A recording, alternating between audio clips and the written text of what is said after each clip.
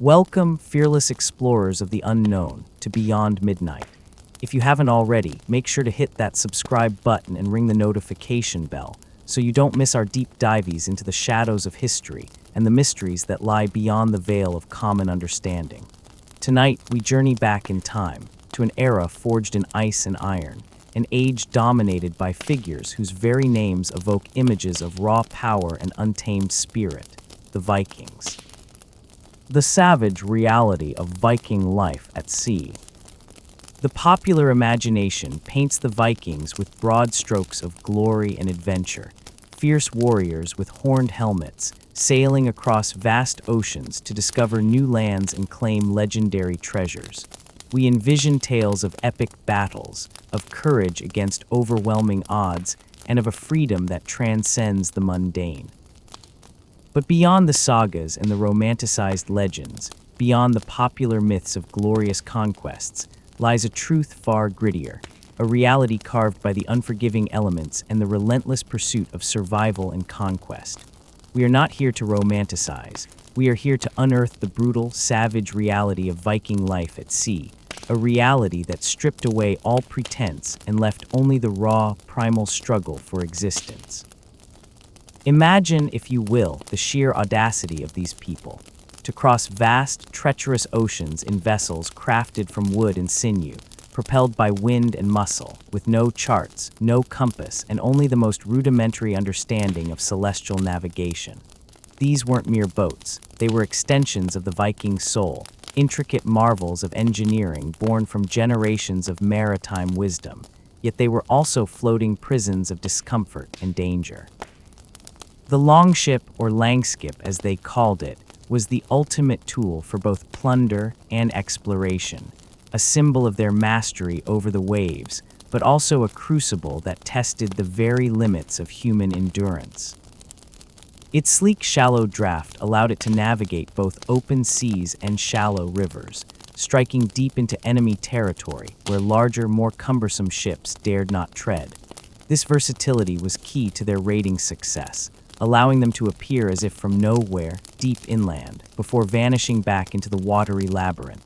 The clinker-built hull, with overlapping planks riveted together with iron nails or wooden trunnels, provided both flexibility and strength. This construction method was crucial, allowing the ship to flex and adapt to the monstrous waves of the North Atlantic, rather than resisting them rigidly and breaking apart. Each plank, often split from mighty oak trees, was painstakingly shaped, a testament to the unparalleled skill of the shipwrights, who used only axes, adzes, and chisels, guided by an intuitive understanding of wood and water passed down through generations. These were not simply craftsmen, they were artists of survival, their creations a blend of art and brutal practicality. The mast, a single, towering pine or spruce, often over 10 meters tall, held a massive square sail, typically woven from wool. This wool, coarse and lanolin-rich, was incredibly durable and naturally water-resistant, often dyed with natural pigments to create striking patterns that served as tribal identifiers.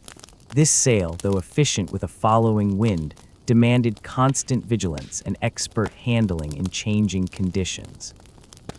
It was a dance between man and nature, a delicate balance where a single misstep, a moment of inattention, could mean instant catastrophe, a ripped sail, a capsized vessel, and a watery grave for all on board. The rigging, made from ropes of walrus hide, seal skin, or hemp, was equally robust, designed to withstand the immense stresses of the open ocean. And when the winds failed, or when stealth was required for a surprise attack, the rhythmic groan of dozens of oars, manned by powerful, hardened warriors, propelled the vessel forward. Each oar, a heavy wooden shaft, required immense strength and coordination to wield for hours on end. The sound of these oars, a primal heartbeat echoing across the waves, would have struck fear into the hearts of any coastal dweller who heard it approaching through the mist. The sheer physical exertion required to row a longship for extended periods cannot be overstated. It was a grueling, monotonous task, demanding every ounce of strength and stamina from men who were already facing the deprivations of life at sea. There were no shifts in the modern sense. Everyone was expected to contribute, to pull their weight, often until their muscles screamed and their hands bled. Life aboard these vessels was a constant battle against the elements. There was no shelter from the biting winds, the freezing spray, or the relentless sun. Men slept in the open, huddled together for warmth, often sharing a single wool blanket amongst several individuals. Their bedding consisted of little more than animal hides or personal cloaks, offering scant protection against the damp and cold that permeated every fiber of the ship. Imagine the perpetual chill, the constant wetness, the salt clinging to everything, chafing skin and corroding metal. Hygiene was a luxury non-existent at sea.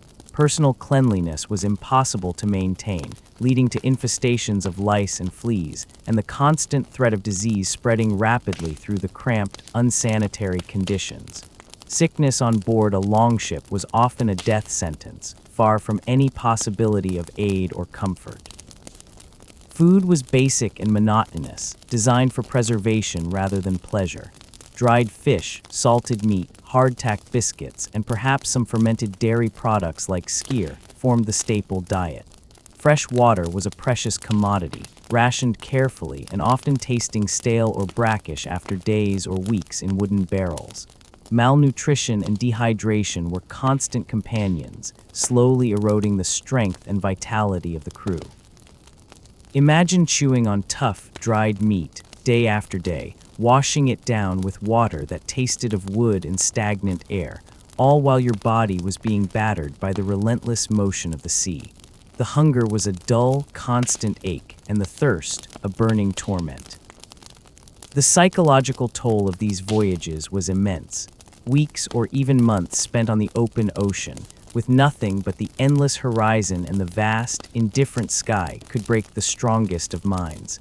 The monotony was punctuated only by the terror of storms, when the longship, a tiny speck in the raging maw of the ocean, would be tossed and buffeted, threatening to capsize at any moment.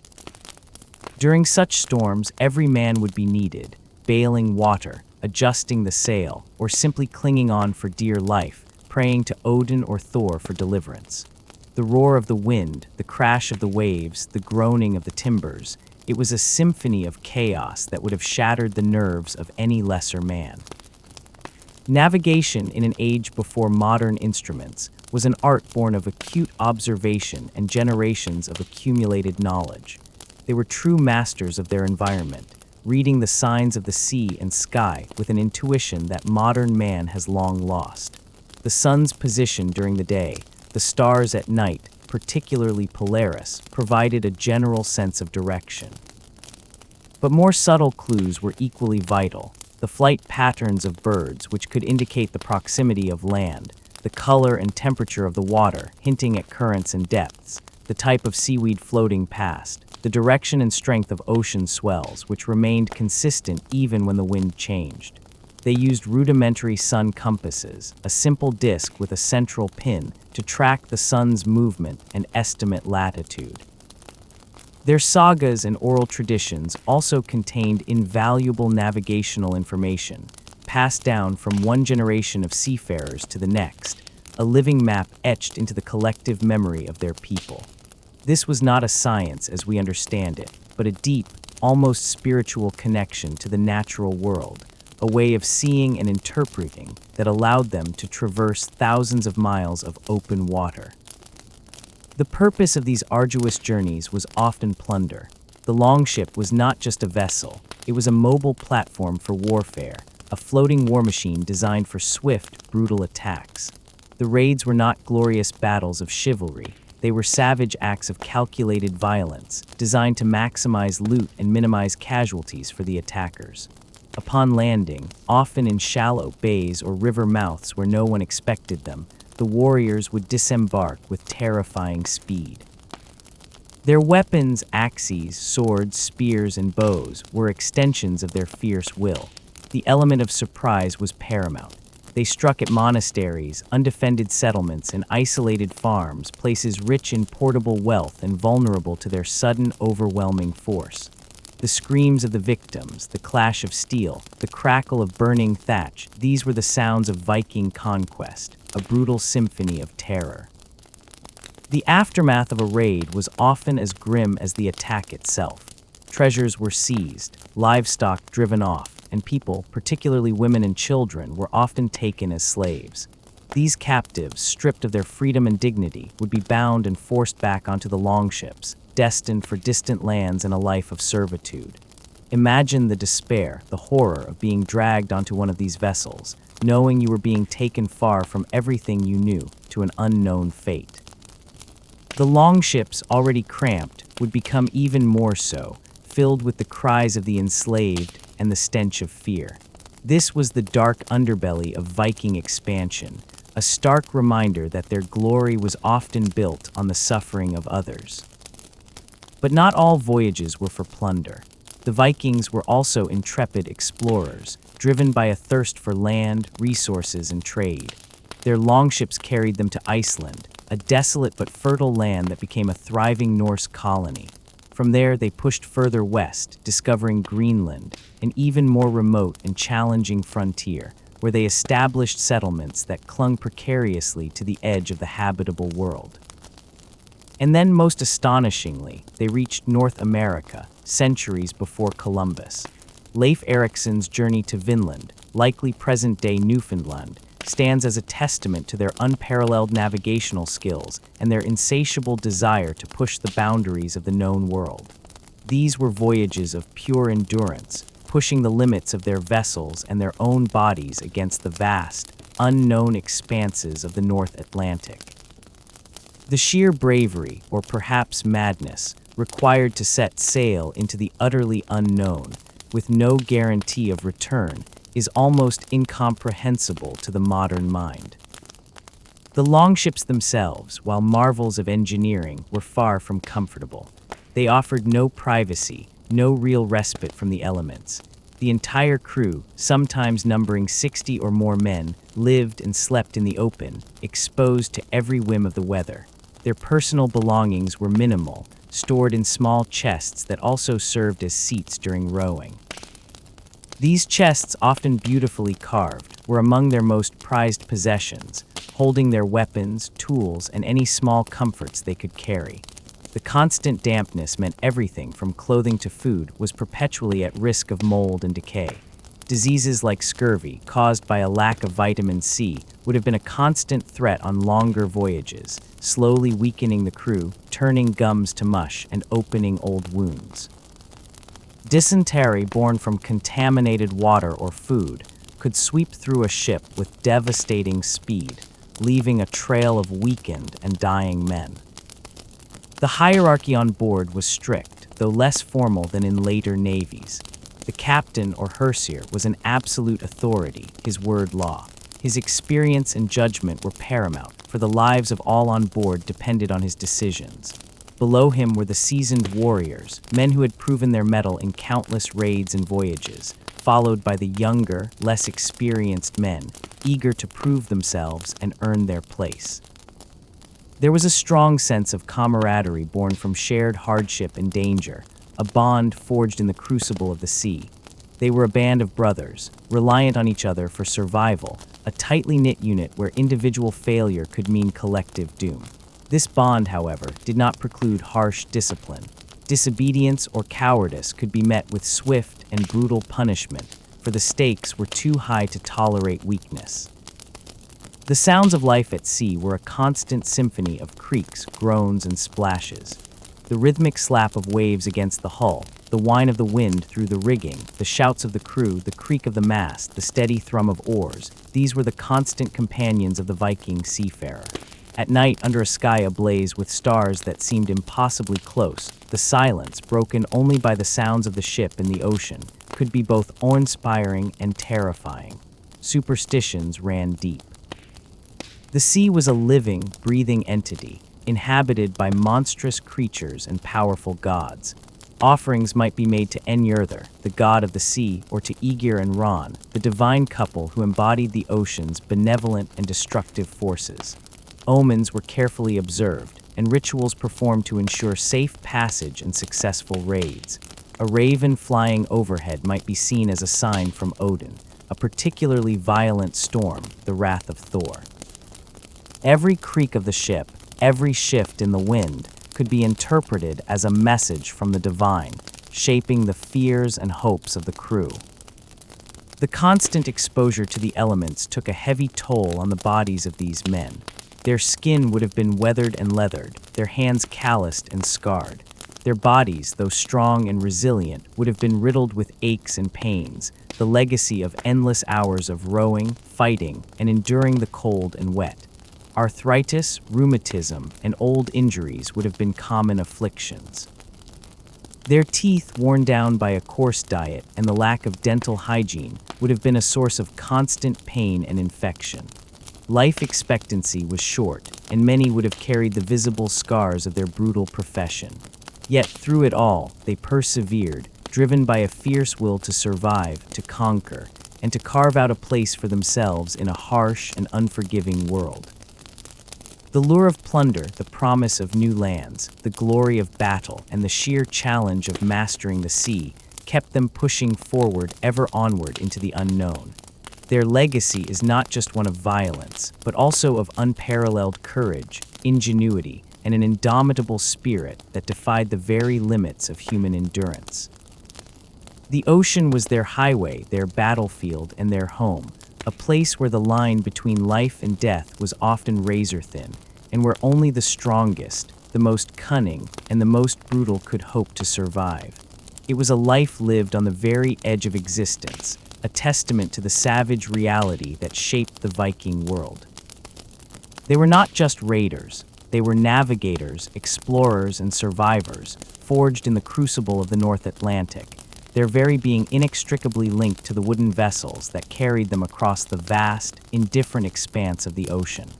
Their lives were a ceaseless struggle against nature's fury, against the resistance of distant peoples, and against the very limits of their own physical and mental fortitude. The sagas speak of heroes, but the reality was often one of grinding hardship, of cold, hunger, and the constant threat of a watery grave. Yet it was precisely this brutal reality that honed their skills, hardened their resolve, and ultimately allowed them to achieve feats of exploration and conquest that remain astonishing to this day. To truly understand the Vikings, we must look beyond the gleaming axe and the roaring feast, and peer into the chilling darkness of a storm-tossed deck, the endless horizon, and the desperate struggle for a single, precious breath in the face of a raging sea. Their ships were more than mere transportation. They were a microcosm of their entire civilization, carrying not just warriors and plunder, but also their hopes, their fears, and their unyielding determination to confront and conquer the savage world around them. And as the longship cut through the waves, leaving a frothing wake behind it, it carried a crew of men who knew, with every fiber of their being, that their very existence was a defiance of the elements, a testament to a life lived on the edge of the known, where every sunrise was a victory and every landfall a miracle. This relentless push against the boundaries of possibility, this embrace of the brutal truth of existence, is what truly defines the Viking Age. They were masters of adaptation, constantly learning, constantly evolving their ships and their strategies to meet the ever-present challenges of their maritime world. The lessons learned from one perilous voyage were meticulously absorbed and passed down, becoming part of the collective wisdom that enabled successive generations to venture further, to endure more, and to achieve the seemingly impossible. Every rivet, every plank, every stitch in the sail told a story of hard-won knowledge and a deep respect for the unforgiving power of the sea. The ship was not merely a vessel. It was a living entity, an extension of the crew, its health and integrity paramount to their survival. Maintenance was constant, a never-ending task of patching, caulking, and repairing the inevitable wear and tear inflicted by the ocean's relentless assault. A small leak left unattended could quickly become a catastrophic flood. A frayed rope ignored could lead to a mast snapping in a gale. Thus, every man on board was, in some sense, a shipwright, constantly vigilant, constantly ready to mend and reinforce their floating home. The tools of repair were as essential as the tools of war, carried carefully and used with practiced skill. The sound of hammering and sawing, even at sea, would have been a common backdrop to their daily lives, a testament to their constant struggle against entropy. The very act of sailing was a form of continuous problem-solving, a dynamic engagement with an unpredictable environment. The captain, or skipper, was not just a leader in battle, but also a master tactician of the sea, able to read the subtle shifts in wind and current, to anticipate storms, and to guide his vessel through treacherous waters with an almost supernatural intuition. His knowledge was a blend of empirical observation, inherited wisdom, and a deep understanding of the natural world. This was not a job for the faint of heart or the inexperienced. A single misjudgment could doom the entire expedition. The responsibility weighed heavily, and the burden of leadership was immense. The crew, in turn, placed their absolute trust in their captain, knowing that their lives depended on his every decision. This bond of trust, forged in the crucible of shared danger, was unbreakable. It was a symbiotic relationship, where the strength of the leader was mirrored by the loyalty and resilience of his crew. Together, they faced the immense, indifferent power of the ocean, a force that could swallow them whole without a trace. And yet, they sailed again and again, driven by a potent cocktail of ambition, necessity, and an almost spiritual connection to the sea. The sea was not just a means to an end. It was an intrinsic part of their identity, shaping their culture, their mythology, and their very way of life.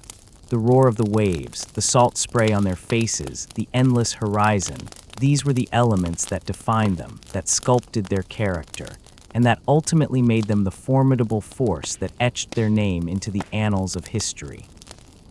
The Viking longship, therefore, was more than just a technological achievement.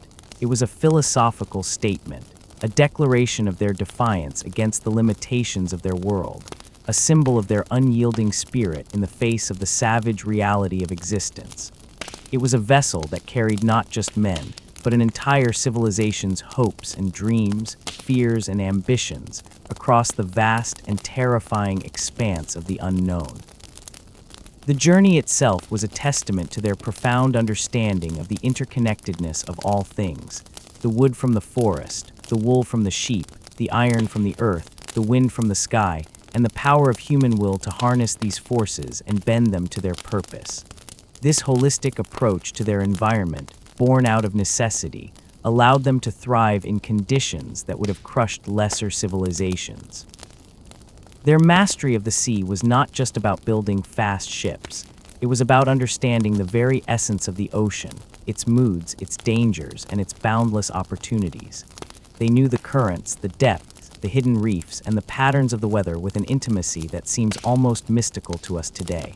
This knowledge was their true compass, their most reliable chart, guiding them through storms and fogs, across vast stretches of open water where no land was visible for weeks on end.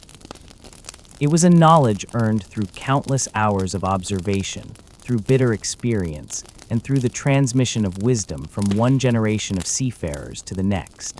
The old sagas are filled with tales of captains who could smell land before it was visible, or who could predict a storm hours before the first cloud appeared. While these accounts may be embellished, they speak to a profound intuitive connection with the natural world that was essential for survival. The Viking seafarer was not just a warrior.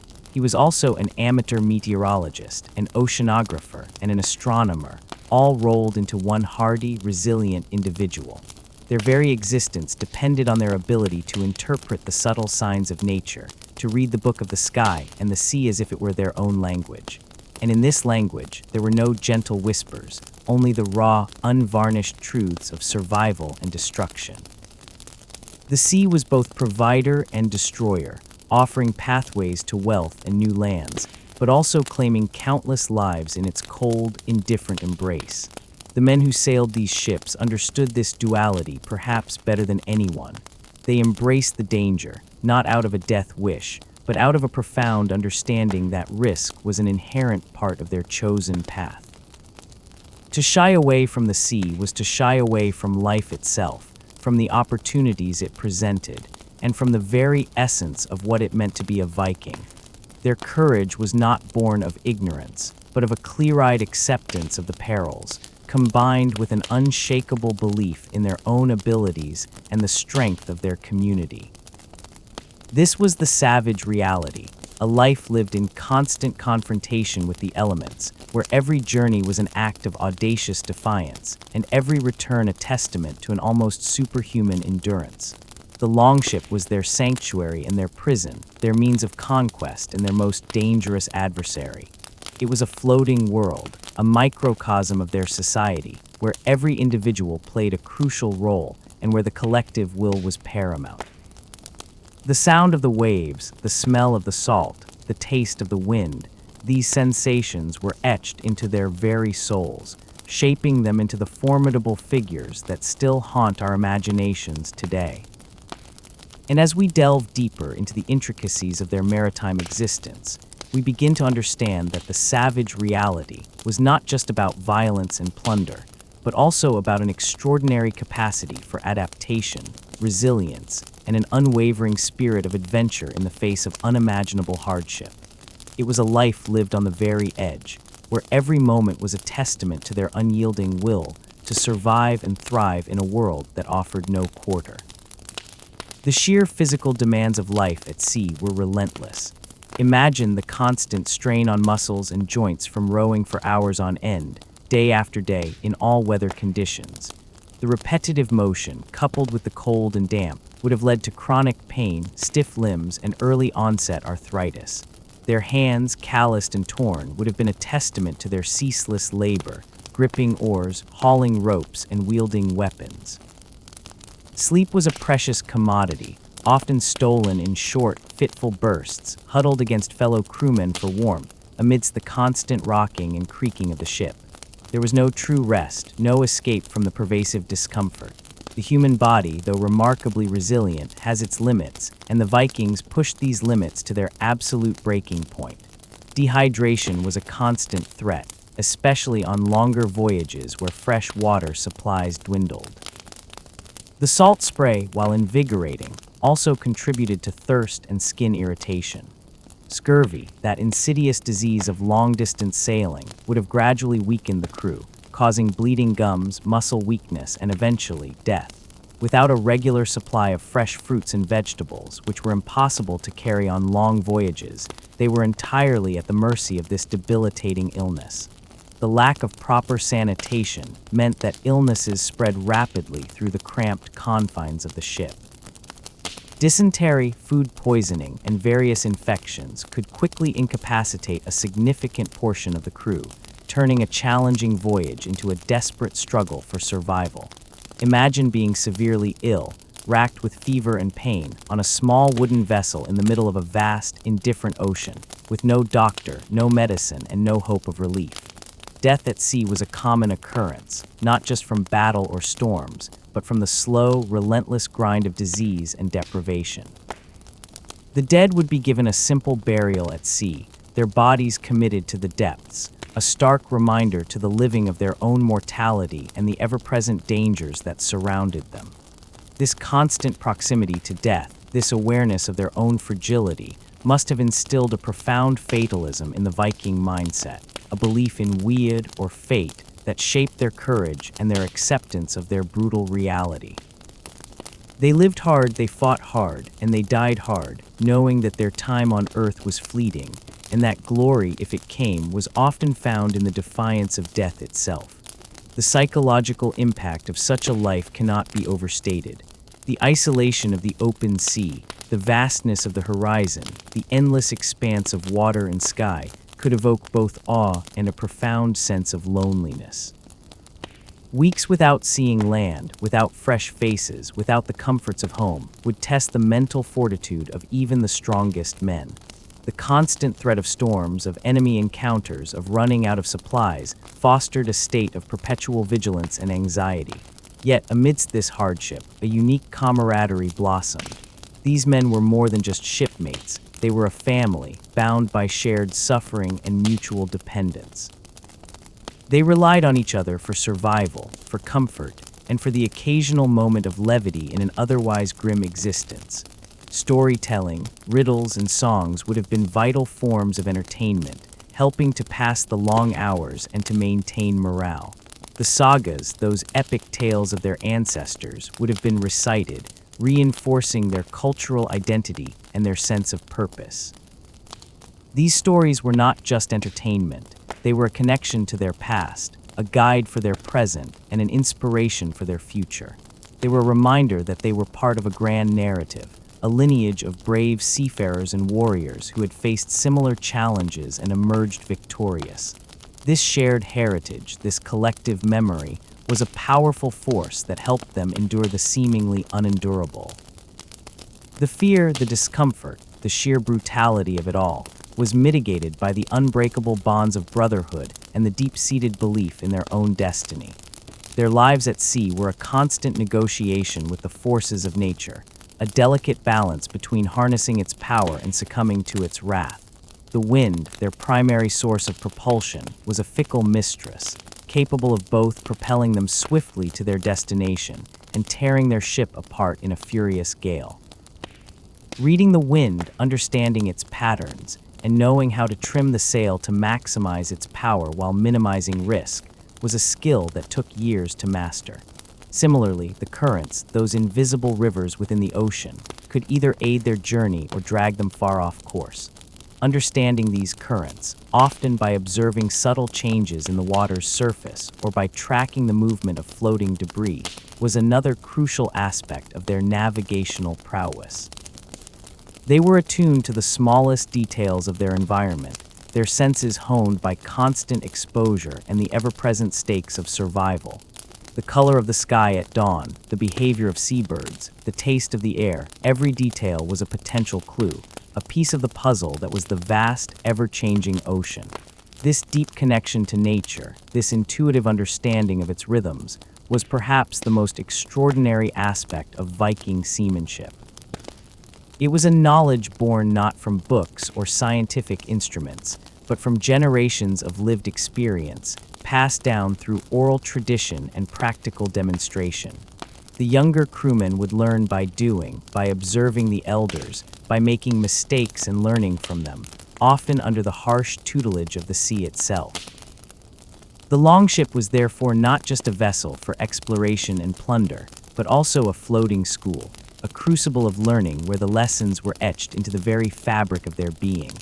The skills they acquired were not just technical, they were also deeply spiritual, connecting them to the ancient forces that governed their world. The sea was their temple, and the longship their altar, where they performed rituals of survival and offered prayers to the gods who held their fate in their hands.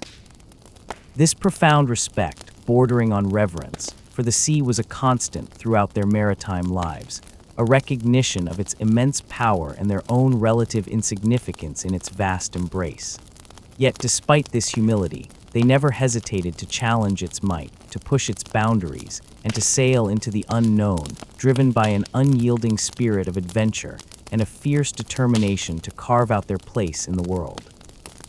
This was the savage reality of Viking life at sea, a constant dance with danger, a relentless struggle for survival, and an enduring testament to the indomitable spirit of a people who dared to challenge the very limits of human endurance and to master the most formidable force on Earth, the boundless, unforgiving ocean. And as the longship cut through the waves, a symbol of both their audacity and their ingenuity, it carried not just warriors and plunder, but the very essence of a civilization that was forged in the crucible of the sea, a civilization that redefined the boundaries of the known world and left an indelible mark on the course of human history. The legacy of the Vikings is not simply one of violence and conquest, but also one of unparalleled maritime skill, boundless courage, and an extraordinary capacity for adaptation in the face of the most brutal conditions imaginable.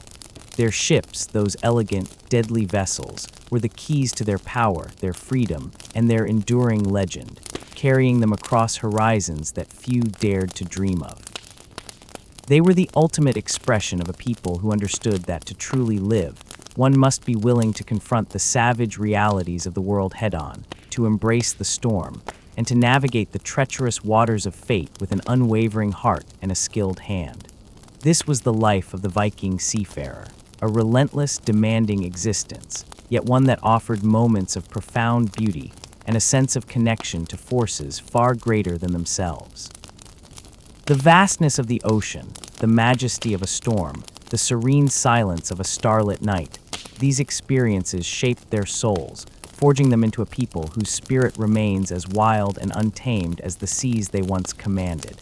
Their journey was not merely a physical one across the waves, but a profound odyssey into the depths of human resilience, a testament to what the human spirit can endure and achieve when pushed to its absolute limits.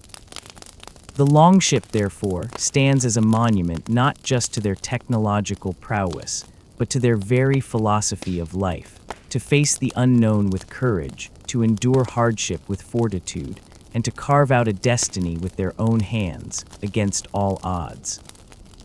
This unyielding spirit, born from the savage reality of their maritime existence, is what truly sets the Vikings apart, making them figures of enduring fascination and a powerful reminder of humanity's capacity for both brutality and breathtaking achievement.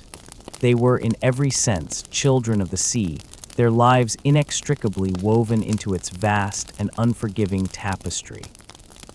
Every creak of the timber, every splash of the wave, every gust of wind was a pulse of their existence, a beat in the rhythm of their lives, a constant reminder of the profound and often brutal relationship between man and the ocean.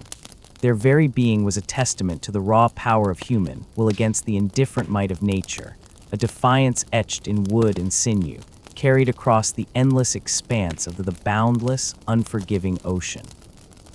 To truly grasp the savage reality of Viking life at sea, one must consider the sheer psychological burden of constant uncertainty. Every voyage was a gamble, a roll of the dice against the elements, against unseen dangers, and against the very limits of their own mortality. There was no certainty of landfall, no guarantee of safe return.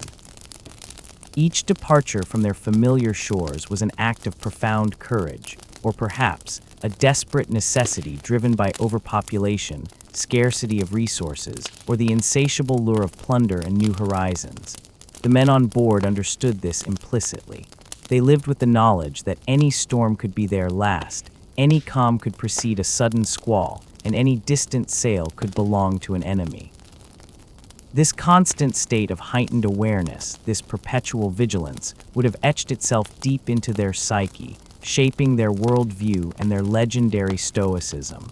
They were not simply fearless. They had learned to live with fear, to channel it into a sharp focus, a readiness for whatever the sea might throw at them.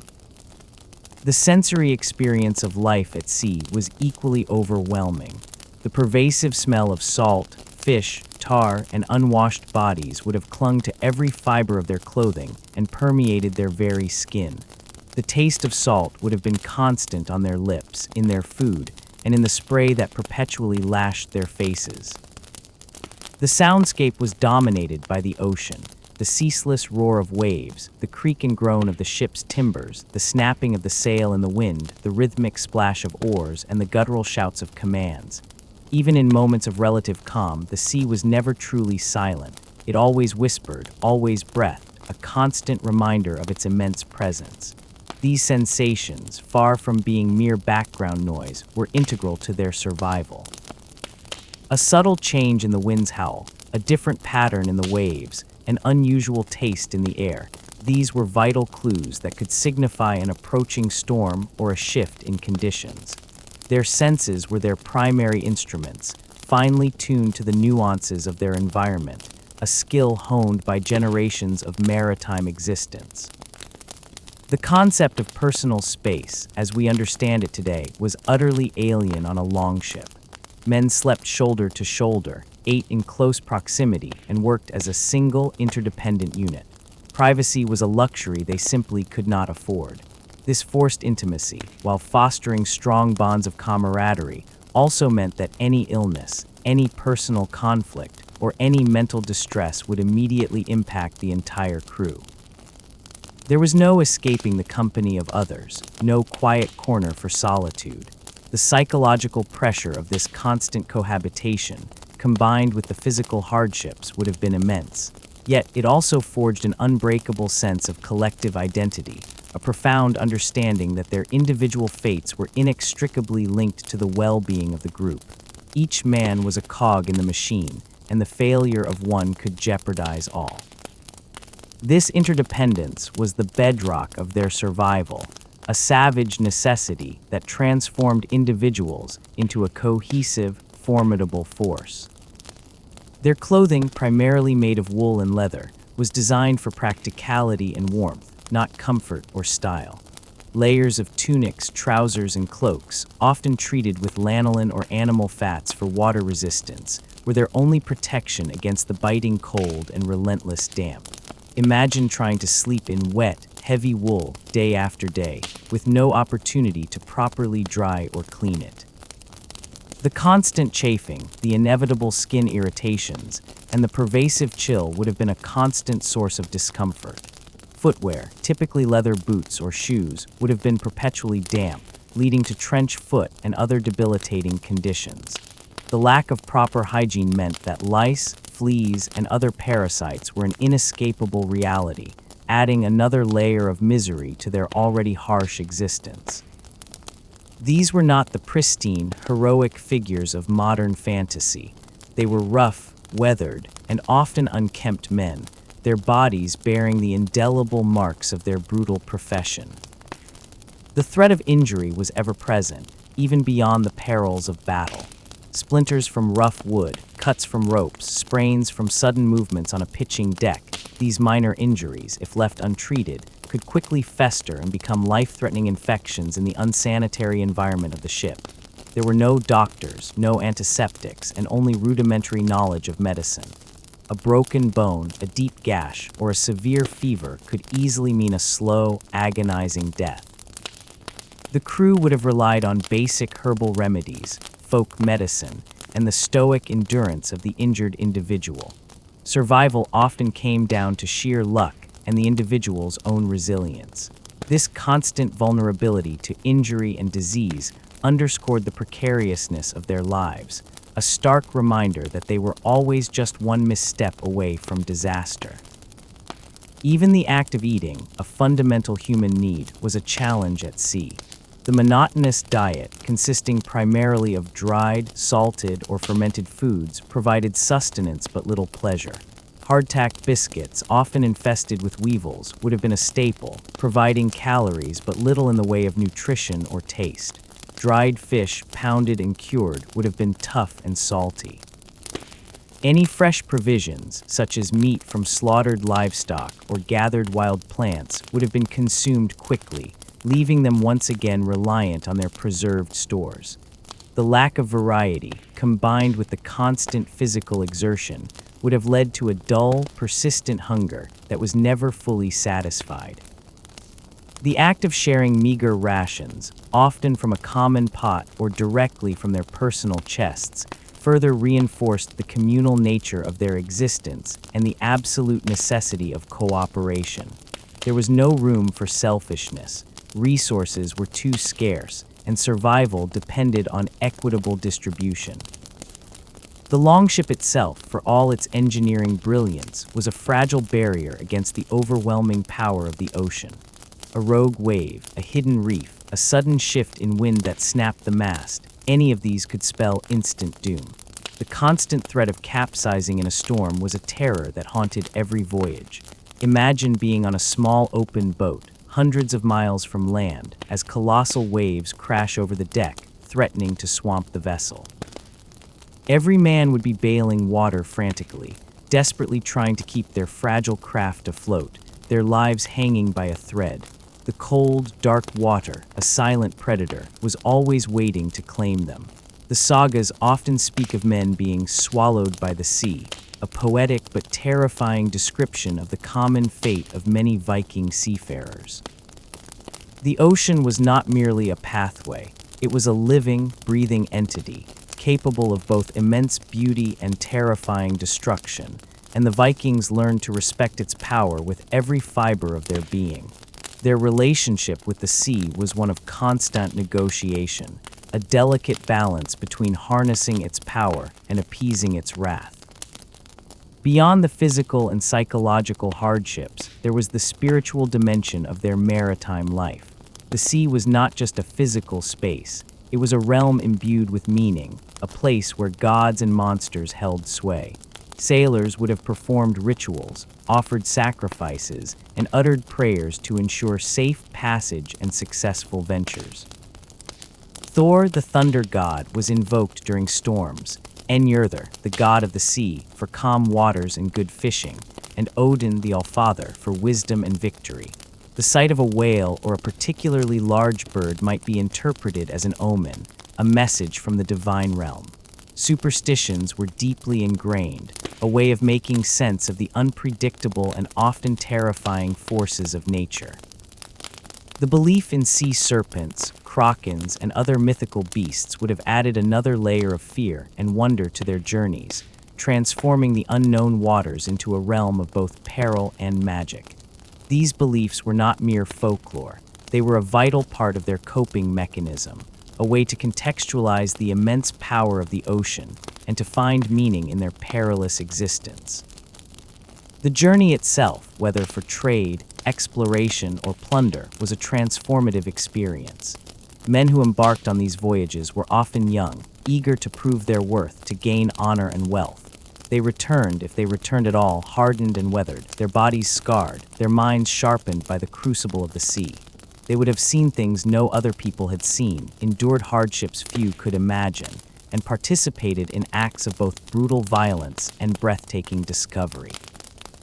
These experiences forged a unique identity, a sense of belonging to an elite group of seafarers and warriors who had dared to challenge the limits of their world.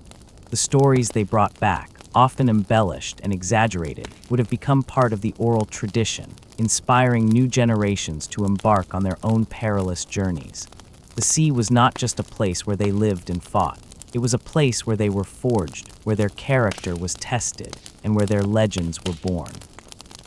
The longship, therefore, was not merely a vessel of war or exploration.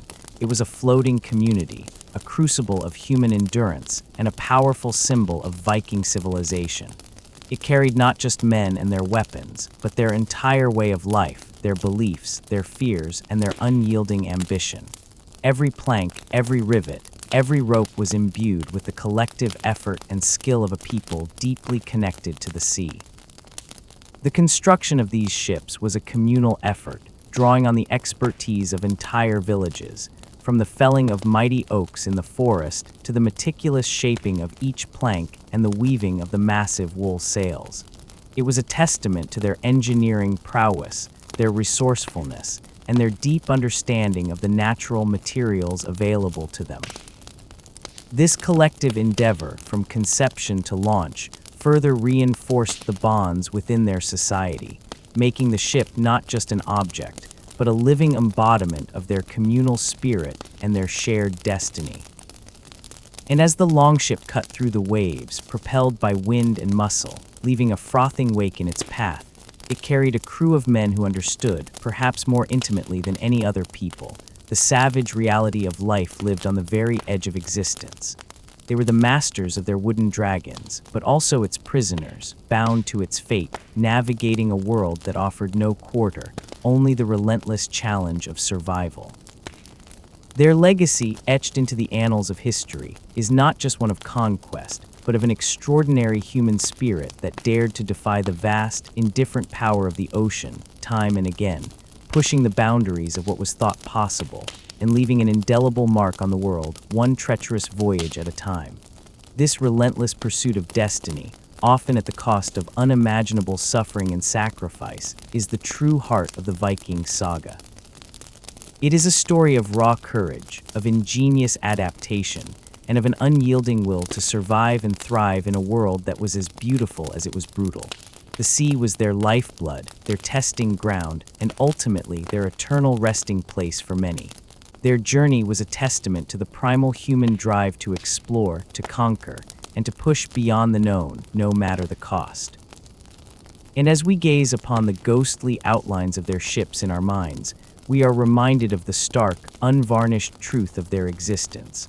A life lived in constant defiance, a relentless struggle against the elements, and an unwavering commitment to a path forged in ice, iron, and the boundless, terrifying expanse of the open sea. The daily rhythm of life on a longship was dictated by the sun, the wind, and the relentless demands of the journey. There were no leisurely mornings. Dawn brought immediate action. If the wind was favorable, the sail would be hoisted, a monumental task requiring coordinated effort from many men.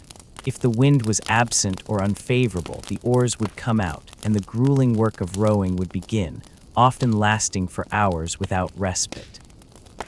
Breaks for food were brief and functional, quickly devoured before resuming their tasks. The concept of free time was almost non-existent.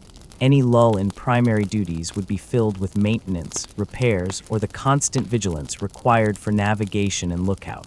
Even at night, shifts would be maintained, with men taking turns at the steering oar, watching for dangers and monitoring the weather. Sleep was snatched whenever possible, often in a semi-conscious state, always ready to spring into action at a moment's notice. This constant state of readiness, this perpetual engagement with their environment, left little room for personal indulgence or relaxation. The psychological impact of this relentless routine, combined with the extreme physical demands, would have been profound. Fatigue was a constant companion, a heavy cloak that settled over every man. The line between wakefulness and sleep blurred, and the mind, deprived of true rest, would have been prone to hallucinations or moments of profound despair. Yet they pressed on, driven by a collective purpose and the innate human will to survive. The shared suffering, paradoxically, became a source of strength, forging bonds that transcended mere friendship. They were brothers in arms, brothers in hardship, and brothers in fate. This brotherhood, forged in the crucible of the sea, was perhaps the most enduring legacy of their maritime life, a testament to the human capacity for connection even in the most savage of realities. Beyond the immediate dangers of the sea, there was the constant threat of encountering other vessels, not all of them friendly.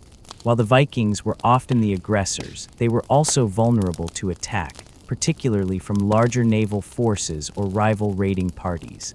Lookout duties were therefore critical, with men constantly scanning the horizon for any sign of sails, whether friendly or hostile. The sudden appearance of an unknown ship could instantly transform a routine voyage into a desperate battle for survival. Weapons would be readied, shields deployed along the gunwales, and every man would prepare for combat. The speed and maneuverability of the longship gave them an advantage in many situations, allowing them to outrun larger, slower ships or to swiftly close in for a surprise attack. But in a sustained engagement against superior numbers, their open decks offered little protection, and the battle would be a brutal, bloody affair fought hand-to-hand, often with the added peril of falling into the unforgiving sea. The logistical challenges of long-distance voyages were immense, carrying enough provisions for weeks or months at sea, while also accounting for potential plunder, required careful planning and ruthless efficiency. Every inch of space on the longship was precious, utilized to its maximum potential.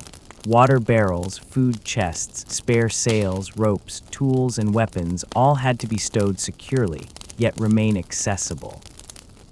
The sheer weight of these provisions, combined with the crew and any potential cargo or plunder, pushed the ship to its limits. Overloading was a constant risk, potentially compromising the vessel's stability and making it more vulnerable to rough seas.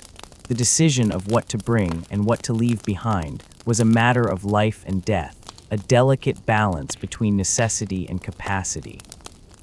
The return journey, if successful, brought its own unique set of challenges and triumphs. The anticipation of landfall, of seeing familiar shores, would have filled the crew with a potent mix of relief and exhilaration. But the journey home was often just as perilous as the outbound one, with depleted supplies, exhausted crew, and potentially damaged ships. Yet, the sight of their home fjord, the smell of wood smoke on the wind, and the welcoming cheers of their community would have made every hardship worthwhile. The return of a successful raiding party or an exploratory expedition was a moment of immense celebration, a testament to their courage and resilience. The plunder would be shared, stories recounted, and the cycle of Viking life, forever intertwined with the sea, would continue. These moments of triumph, however fleeting, provided the motivation to endure the savage realities of their maritime existence, fueling the ambition for future voyages and reinforcing the deep cultural significance of their seafaring way of life. The longship in its essence was a vessel of paradoxes. It was a symbol of freedom, allowing them to roam far beyond the confines of their homeland, yet it was also a prison of discomfort and danger. It was a tool of brutal conquest, bringing terror and destruction to distant lands, yet it was also an instrument of unparalleled exploration, expanding the known world and connecting disparate cultures. It was a marvel of engineering, built with profound skill and intuition, yet it was ultimately fragile, always at the mercy of the vast, indifferent ocean.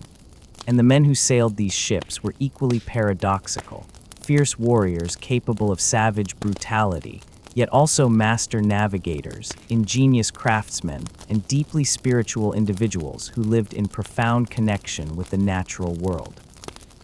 Their lives at sea were a constant negotiation of these paradoxes, a relentless struggle to balance their ambitions with the harsh realities of their environment.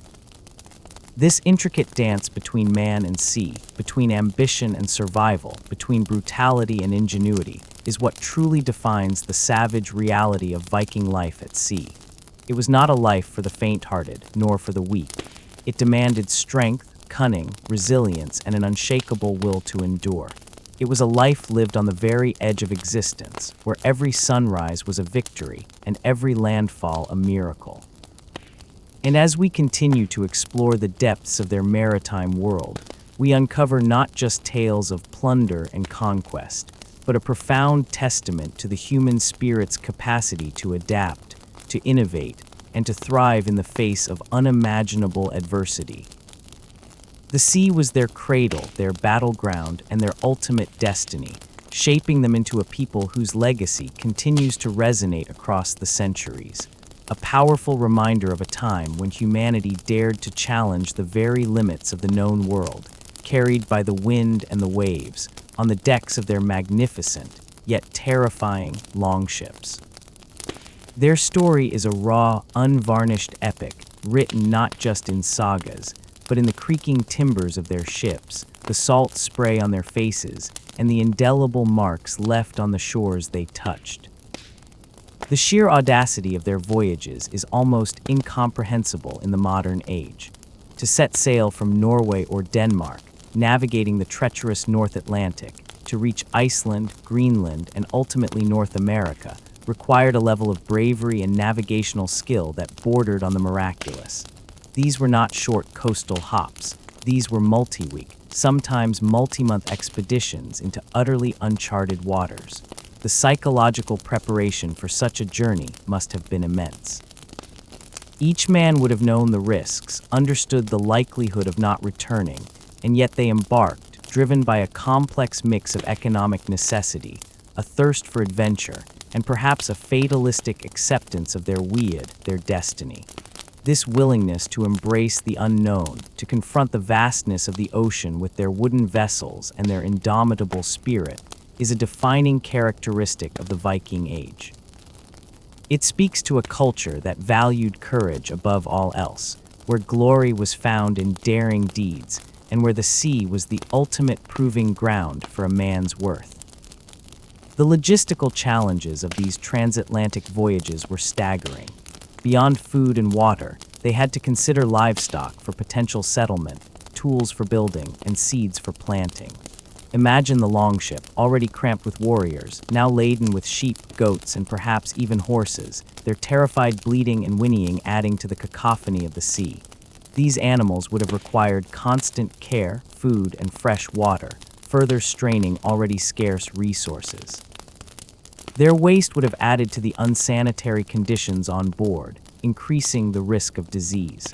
Yet they made these journeys, establishing viable settlements in distant lands, demonstrating a profound capacity for long-term planning and an unparalleled ability to transport an entire way of life across vast oceanic distances. This wasn't just raiding, this was colonization, a testament to their ambition to expand their world, not just plunder it. The return journey from these distant lands would have been equally fraught with peril. Having established settlements, some men would choose to stay, while others would make the arduous journey back, carrying tales of new lands and perhaps valuable resources. The knowledge gained from these expeditions was invaluable, passed down through generations, enriching their understanding of the world and inspiring further exploration. The longship in this context was not just a vehicle for conquest, but a vessel of knowledge, carrying back information that reshaped their worldview and expanded their geographical understanding centuries before others dared to venture so far. The constant threat of storms, however, remained the most immediate and terrifying danger. The North Atlantic is notorious for its fierce, unpredictable weather, and the longship, for all its robustness, was still a relatively small vessel in the face of truly monstrous waves. A sudden squall could whip up the sea into a frenzy in minutes, turning calm waters into a churning maelstrom.